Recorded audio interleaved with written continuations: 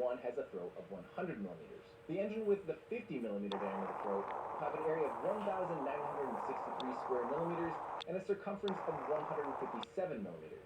The engine with a 100 millimeter diameter throat will have an area of 7,854 square millimeters and a circumference of only 314 millimeters.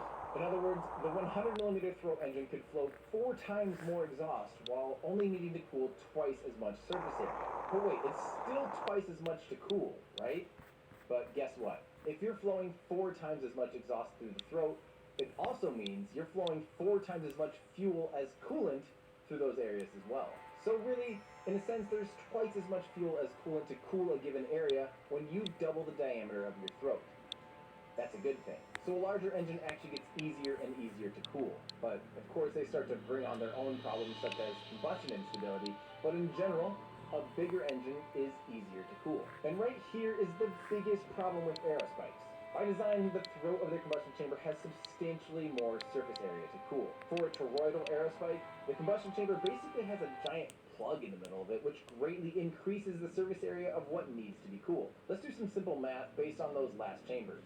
Let's pretend we're trying to keep the same throat area of 7,854 square millimeters that we had with that 100 millimeter diameter throat. Well, in order to get that same throat area, we'd have to have, say, a 141 millimeter outer diameter throat and then a 100 millimeter inner diameter plug.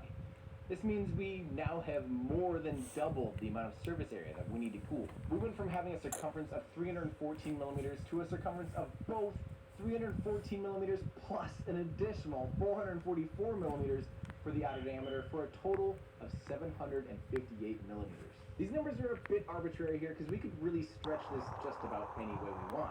But one thing that you can't overcome is the fact that you're inherently at least doubling the surface area at the exact place where it's the hardest to keep cool. But truth be told, engineers don't often suspend a plug in the middle of a normal combustion chamber. It's more common to make a ring for a combustion chamber, but even so, a ring still has an inner diameter and an outer diameter that you now have to cool. The J2T was actually a perfect example of this. It took the turbo machinery from a J2 engine and was put inside a toroidal Aerospike engine.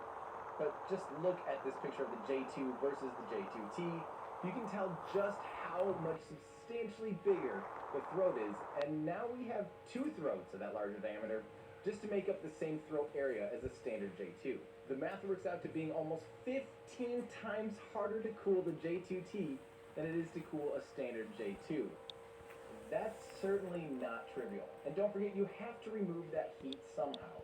If regenerative cooling through the walls isn't enough, you have to add more film cooling, change your overall burn ratio to cool all of the combustion chamber, or maybe use heavier or more expensive metals with higher melting points. Any and all of these come at the expense of performance. Although we're still doing research